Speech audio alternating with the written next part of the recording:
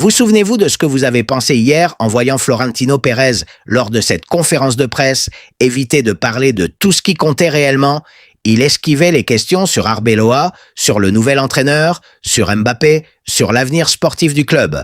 Il s'est consacré à parler des élections, de sa santé, du journal ABC, de tout, sauf de ce que les supporters madrilènes avaient besoin d'entendre. Eh bien, aujourd'hui, nous comprenons pourquoi. Florentino savait que ce matin, il avait la réunion la plus importante de l'été, la réunion avec José Mourinho, et il ne voulait s'engager publiquement sur rien avant de savoir comment cette conversation allait se terminer. Hier, Florentino a convoqué des élections en affirmant qu'il se présenterait et qu'il n'avait aucun rival. Aujourd'hui, il est en train d'y réfléchir. Et toujours pour la même raison. Laissez un like si vous pensez vous aussi que ce problème dure depuis bien trop longtemps. Abonnez-vous, car dans les prochains jours, la situation peut exploser à tout moment. Et partagez cette vidéo avant que les grands médias ne racontent leur version, au lieu de la vérité. Et la manière dont cette conversation s'est terminée, c'est précisément ce que cette chaîne va vous révéler en exclusivité. Car ce qui s'est produit ce matin entre Florentino Pérez et l'entourage de Mourinho représente un tournant tellement brutal qu'il change complètement le paysage du Real Madrid pour l'été prochain. Un tournant que personne au sein du club n'attendait.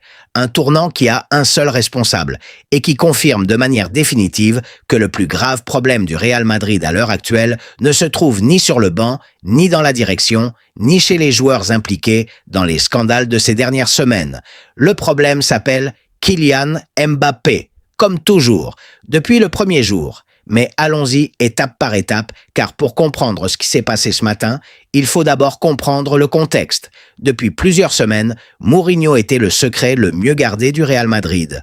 Comme nous vous l'avons révélé en exclusivité sur cette chaîne, l'accord était pratiquement conclu. L'entraîneur portugais avait donné sa parole. Il reviendrait sur le banc du club, où il avait remporté la Liga, la Coupe du Roi, et atteint une demi-finale de Ligue des Champions lors de son premier passage.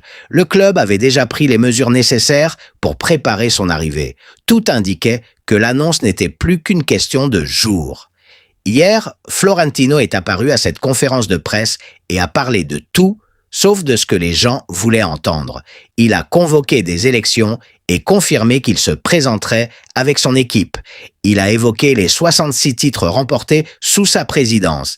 Il a attaqué la presse avec une fermeté qui a surpris tout le monde et a démenti les rumeurs concernant sa santé. Mais dès que quelqu'un essayait de le ramener sur le terrain sportif, dès que les questions portaient sur le nouvel entraîneur ou sur la situation de Mbappé, Florentino détournait la conversation avec l'habileté de quelqu'un qui détient une information qu'il ne peut pas encore révéler. Nos sources proches de son entourage nous ont confirmé hier soir que la raison de ce silence était la réunion de ce matin. Le président du Real Madrid ne voulait pas parler de Mourinho ni de Mbappé avant de savoir exactement ce qui allait se passer. Certains aspects de l'accord n'étaient pas encore totalement finalisés et cette réunion devait régler les derniers détails. Mais ce qui restait à résoudre s'est avéré bien plus important et bien plus difficile que ce que quiconque imaginait.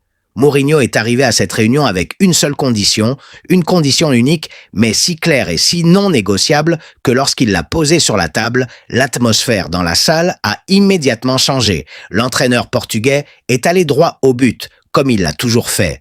Il a dit à Florentino que pour accepter le poste d'entraîneur du Real Madrid, il avait besoin de la garantie que Kylian Mbappé ne ferait pas partie de l'effectif la saison prochaine. Avant de signer le moindre contrat, il voulait être certain que le joueur français quitterait le club. Ce n'était ni une préférence ni une suggestion, mais une condition sans laquelle aucun accord n'était possible. Florentino a entendu cette exigence et sa réponse est précisément celle que Mourinho ne voulait pas entendre. Il a expliqué qu'il ne pouvait pas garantir le départ de Mbappé. Dans la situation économique actuelle du club, la présence du joueur français est trop importante. Les ventes de maillots, les contrats de sponsoring liés à son image et l'impact médiatique mondial qu'il génère représentent des revenus dont le Real Madrid ne peut pas se priver sans mettre sérieusement en danger sa stabilité financière. En d'autres termes, Florentino a dit à Mourinho que Mbappé resterait et Mourinho a répondu que, dans ce cas, il ne viendrait pas. Prenez un instant pour mesurer ce que cela signifie.